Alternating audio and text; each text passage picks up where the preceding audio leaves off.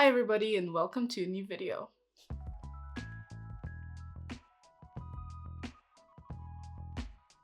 Happy New Year everybody and thank you for being in my channel. Much better.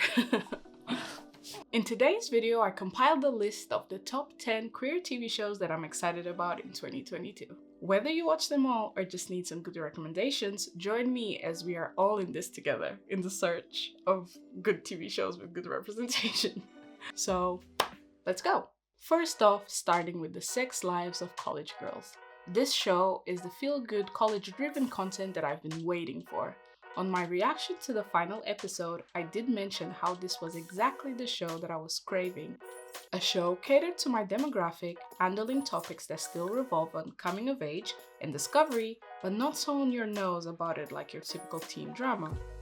Leighton basically just joined this very elite club that I love of mean, very rich lesbians that are just nice to a select group of people. If you still haven't watched this show, now it's your chance because you know that it's been picked up for season 2, so you avoid disappointment on that front. My excitement with this show lies beyond the sapphic relationship because it involves my favorite trope of found family and girl squads sticking together. It has a charismatic group of girls growing into themselves as well as side characters that completely steal the show. I hope they don't fully go into the Leighton has to come out territory, especially if it ends up being traumatic, just because I feel like queer media has enough of that. We can literally pick at any TV show and see someone like suffering as they come out, and I don't know, it would be interesting to see someone that like chooses not to do it, not because they are afraid. Obviously at the finale we see that she's scared that her life is going to change, but it would be cool if she ultimately just decides, you know what, I don't have to do it. I'll tell whoever I want to tell, whenever I want to tell. If I don't want to tell it, I don't have to. It's their fault for assuming I'm straight to begin with. So yeah, let's see how that goes. Next up we have Harlem. Something nice and easy. Basically, this show was recommended to me and damn, I'm so glad it was. Think Sex and the City, but powerful, amazing black woman instead. Also, a version of Sex and the City that works in today's standards and doesn't feel dated and super cliche.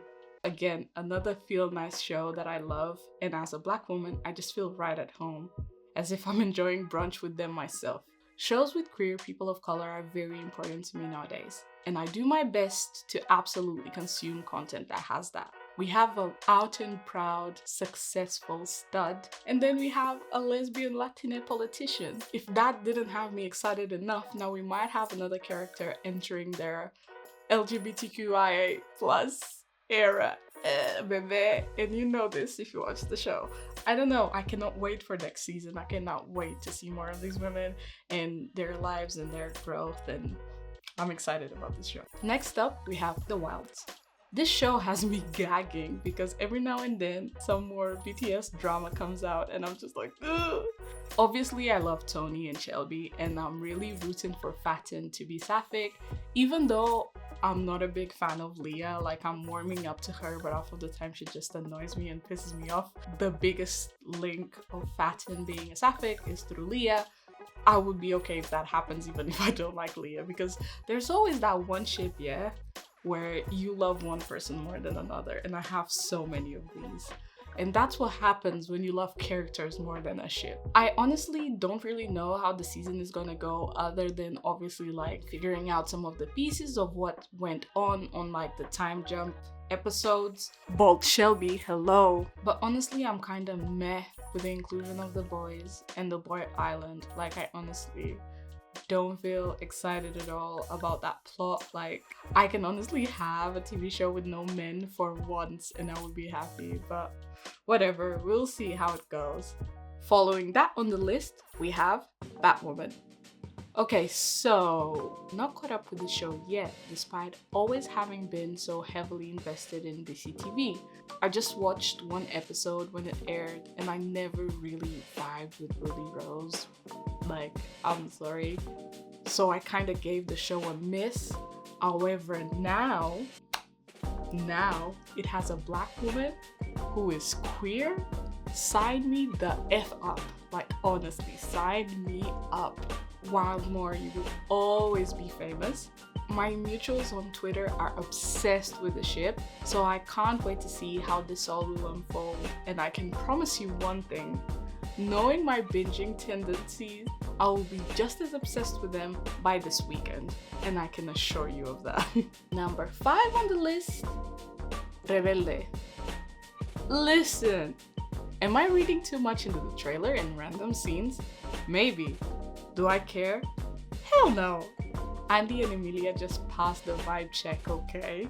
Rich, spoiled brat, flirting and dating, the more goth girl? Ah, my heart, my enemies to lovers' heart. Rebelde and RBD gave you the OG amazing enemies to lovers, right? This is the sapphic upgrade of that, and I'm into it. At the time of me filming this, the season is gonna be out in a couple of hours, so I guess I'll catch you on the other side with my opinions, with my reaction, how I feel, if I fell in love with them, which I'm sure I will. But I'm very excited about this. I would be in either case, but the fact that obviously I basically followed all of the other remakes and versions of Rebelde across the world, I was just so happy when this got picked up. And there's just something about shows that you used to love before you came out, now getting twisted on their feet and bringing up like sapphic content. Like, that is cool, that is amazing. Let's see how the season goes, everybody. Next up, Gossip Girl Reboot. HBO has me on a chokehold lately, and this show is no exception. Yes, the writing makes me question my sanity at times. Yes, I think two beautiful sisters have no business fighting over a bland piece of bread. Where's the flavor? Where's the flavor in this? But the amount of queerness the show has both on and off the screen is enough to make me give it a pass. I love Monet with all my heart, and I cannot wait for her Queen Bee era, honestly. Blair is gonna crown her herself. I know this, she told me personally. Luna and Monet are obviously happening. They are gonna destroy us and make us very happy next season. Aki Menzies is my baby, and Zoya has given me everything I wanted and more on the last episode. So I'm so excited to have them return. I'm so excited this got picked up for another season, and I really hope they make the writing as good as it was on season 1B. Rather than 1A. Let's forget 1A existed. It was just an introduction. Season 2 is gonna bring it, and I cannot wait for it. Next, Gentefied. Basically, the show hasn't been renewed yet, so I was kinda debating if I should put it on the list or not, but I'm not giving hope because God, I love this show.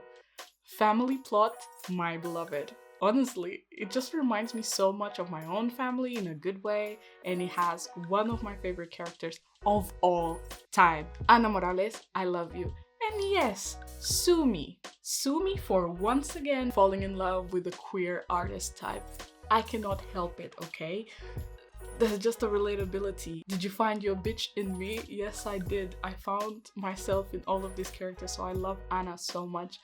Sorry, there's just something about a queer person of color existing in a Catholic family that feels so personal to me. There's not anyone in the show I dislike, which is why I just want to see them back, and I hope there's a next season, even though this season felt like a good ending. I don't know if writers of Netflix shows are so scared that the show might be cancelled that now they try their best to kind of wrap it, you know, that season. Unless you're Riverdale, you know, all other shows are in risk of getting cut. So next up, Love Victor. I love how people joke that this is a gay show for straight people. I laugh about it, but all jokes aside, this show is sweet and I love sweet things. I'm very neutral about both ships, so I'm not really gonna entertain any ship wars here. I just love Rahim.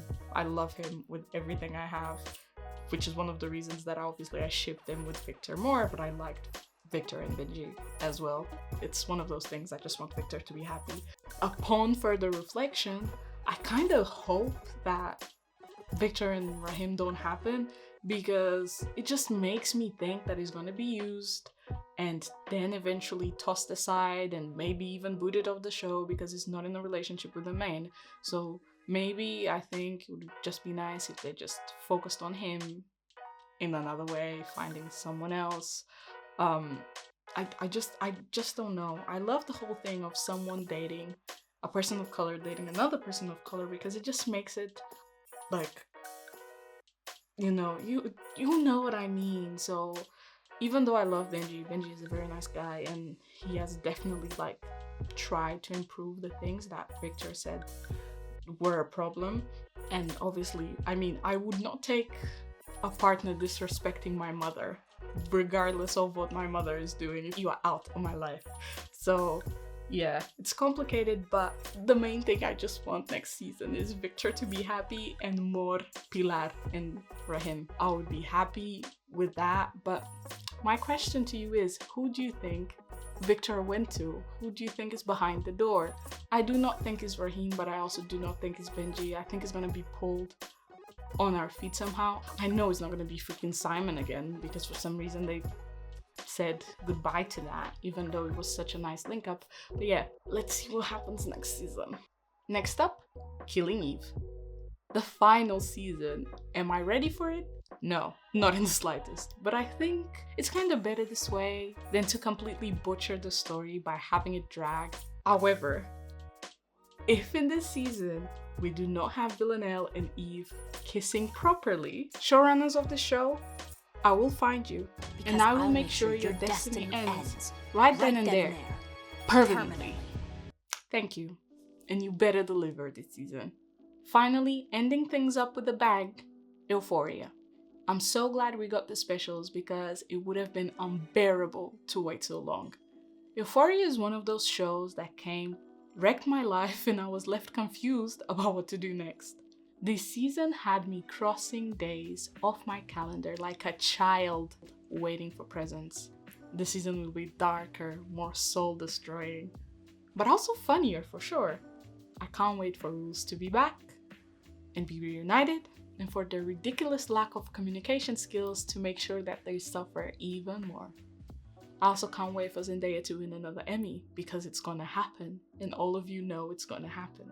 The trailers being released have gassed me up so much. I mean, Maddie's one especially. I'm kind of upset that Lexi's one is just a rehash of old season, and I'm also kind of upset that they are hinting at Fez and Lexi to separate. Lexi is a lesbian, and Fez is a sweet bean that shouldn't be dating a teenager.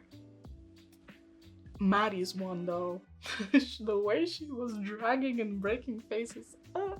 Again, two people that shouldn't be fighting about a bland piece of toast. Why is Nate involved? Can someone put him in jail?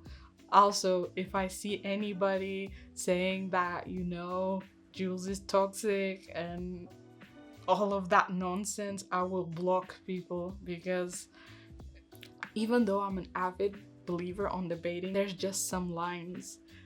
What are you seeing that I don't see? The way that fandom cultures have a tendency of forgiving men for everything that they do, and as soon as a girl shows up a flicker of trauma, they're just the worst person in the world. Like, I don't understand.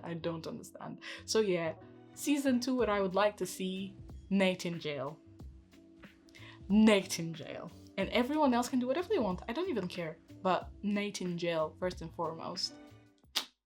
Honorable mentions to all of the shows that I liked that are not getting renewed this season, that have been cancelled. One of them I found out in researching for this video, so I'm very sad. Feel Good, Generation, Grand Army, you will be very much missed, especially Feel Good.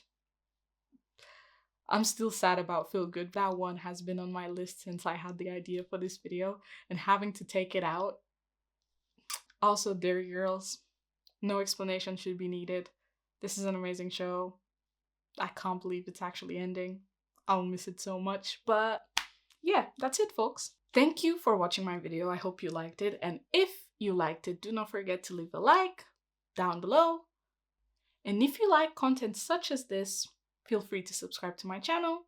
I do a bunch of queer related content, as well as potentially some photography and media related content. So if that feels like something you would enjoy, please feel free to subscribe to me. I would love to have you here.